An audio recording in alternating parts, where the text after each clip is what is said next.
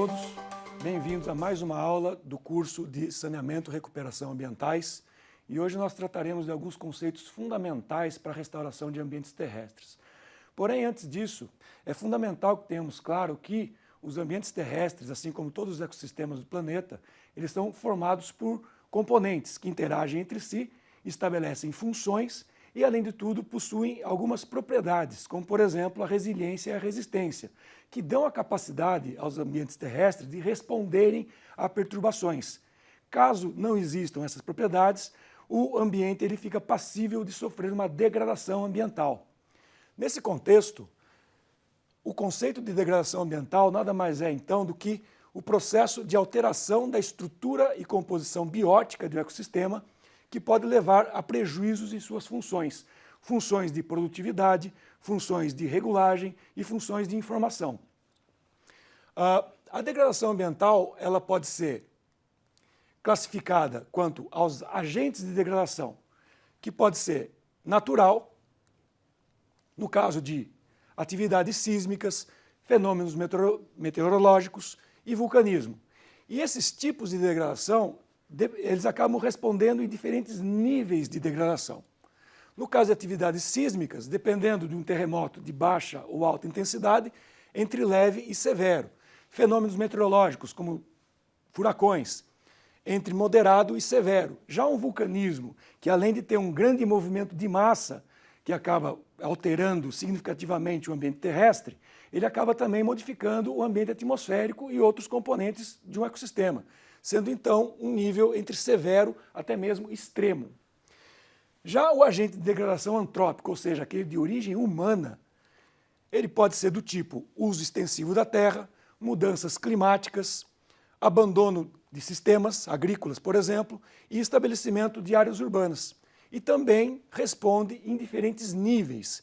No caso, por exemplo, de uso extensivo da terra, entre um leve e um severo em função, por exemplo, de perda de fertilidade de um solo agrícola.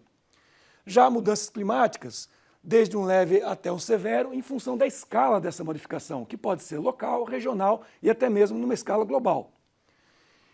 Abandono de sistemas, no caso de abandono de áreas agrícolas, e estabelecimento de cidades, construção e de ambientes urbanos, que acaba tendo um nível entre severo e extremo, dado ao fato de que o homem transforma o ambiente natural e acaba produzindo resíduos, poluição atmosférica, poluição hídrica e poluição do solo, levando então a níveis de degradação mais elevados. Alguns exemplos de degradação natural, então, seriam terremotos, como esse de Amatrice na Itália em 2016. Apesar de haver uma modificação toda de uma área urbana, que era a cidade no caso, a situação de degradação ainda é natural, um movimento de massa causado por um terremoto.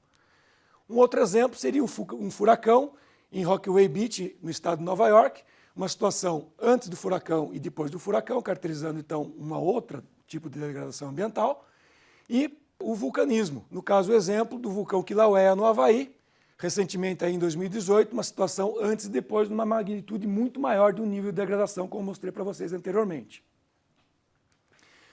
Degradação antrópica, sobretudo, está relacionada com o que o homem modifica do ambiente.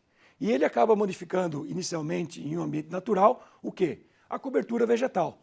Aqui nós temos um exemplo de um uso extensivo da terra, com a modificação, com a remoção de toda a cobertura vegetal, com o esgotamento de toda a fertilidade do solo, porém, o abandono dessa área, num período de aproximadamente 50 anos, faz com que a capacidade de resiliência e de resistência que esse sistema possui intrinsecamente permita com que ocorra um processo de recolonização, né?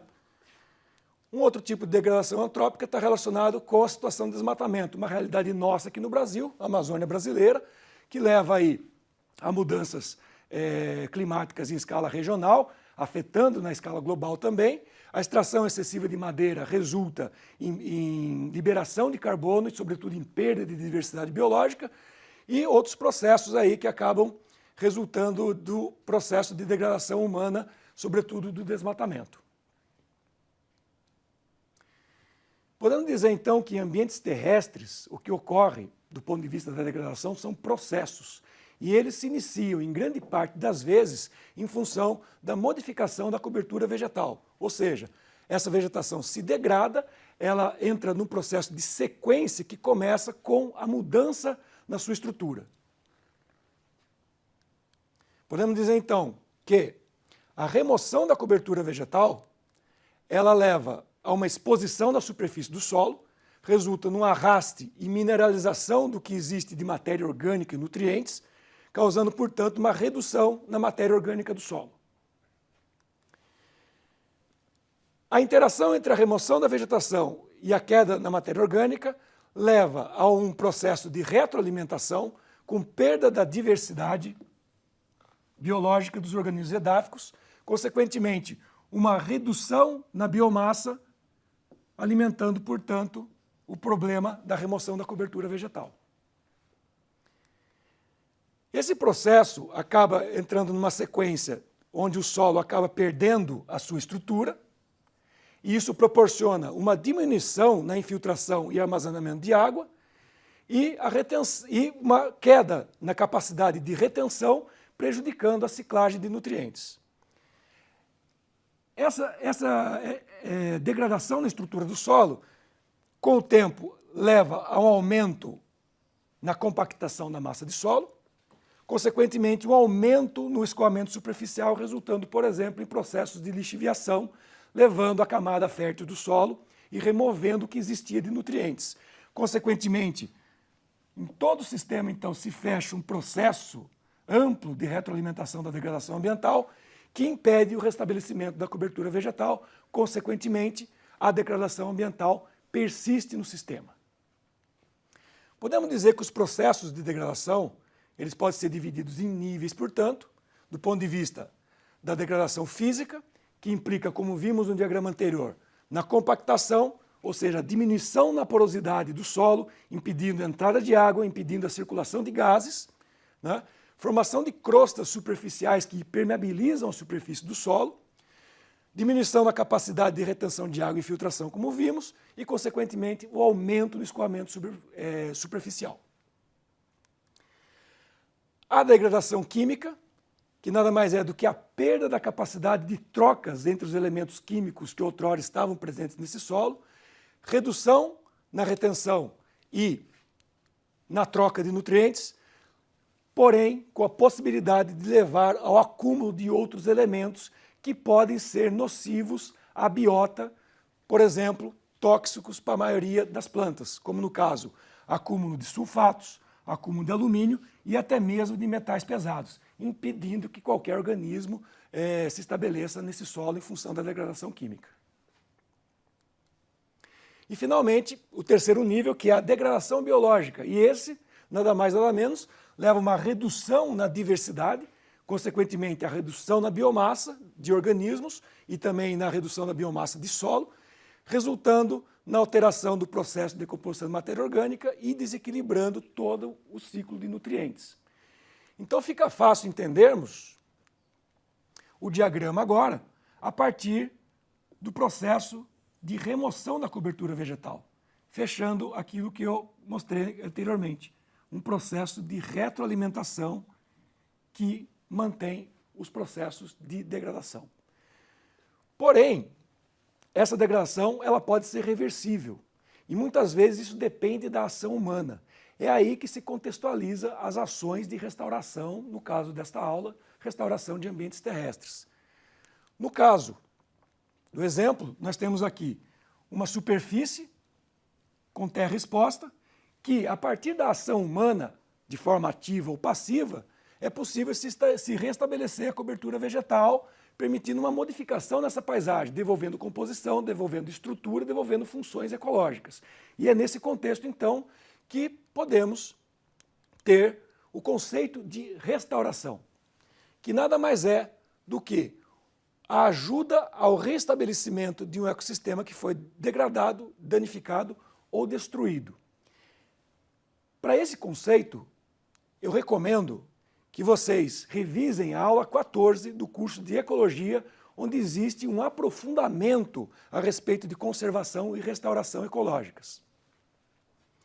Bom, a partir desse conceito de restauração, então, restaurar o ambiente degradado significa um processo de intervenção para a recuperação do ecossistema.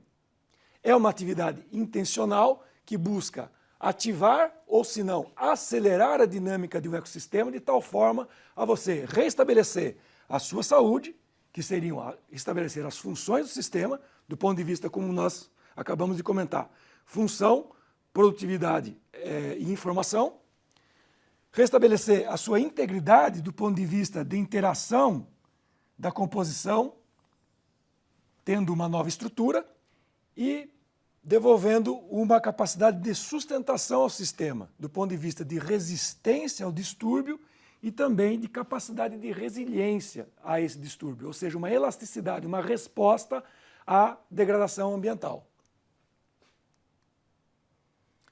Tendo claro a ideia do que é a restauração, devemos também conhecer o conceito de recuperação, que consiste na restauração de um potencial ambiental daquele ecossistema que outrora se encontrava degradado, estabelecendo um uso conjunto e determinados usos humanos. Pode ser entendido também como um intervalo dentro do processo da restauração, que parte de uma condição de um ecossistema que está degradado até um ecossistema que tenha uma determinada produtividade e que forneça bens e serviços ambientais ao homem. Bom, qual a diferença entre restauração e recuperação, então? O que podemos dizer a respeito disso? Que a restauração, ela busca auxiliar o processo da recuperação de um ecossistema natural ou até mesmo seminatural, ao invés, que no caso da recuperação, de definir uma nova trajetória ou definir uma nova forma ao sistema que outrora estava degradado.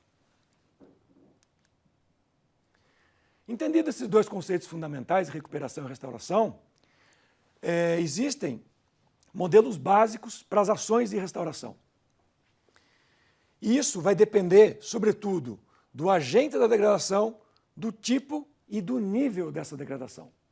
E também a capacidade orçamentária da ação de restauração. Porque, dependendo de como é o tipo e o nível da degradação, por exemplo, um ambiente muito degradado, do ponto de vista financeiro, é muito mais caro de se restaurar.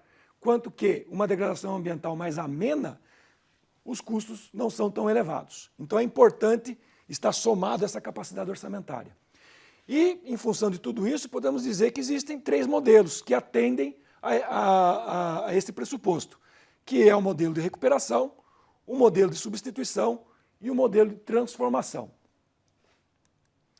O modelo de recuperação, ele busca, então, trazer de volta uma parte da composição, estabelecendo uma estrutura e funções ecológicas ao sistema que estava degradado.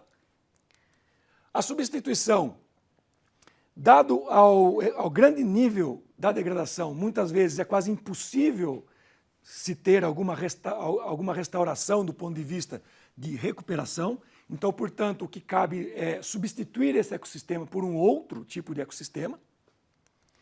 E a transformação, que é simplesmente transformar o tipo de uso de um determinado ambiente para um tipo de uso que atenda ao homem. Vamos ver alguns exemplos. No caso da recuperação, do ponto de vista das ações de degradação, da degradação gerada pela mineração. Temos aqui um ambiente degradado pela mineração e do ponto de vista da recuperação, qual era a alternativa? Se plantar espécies nativas, né?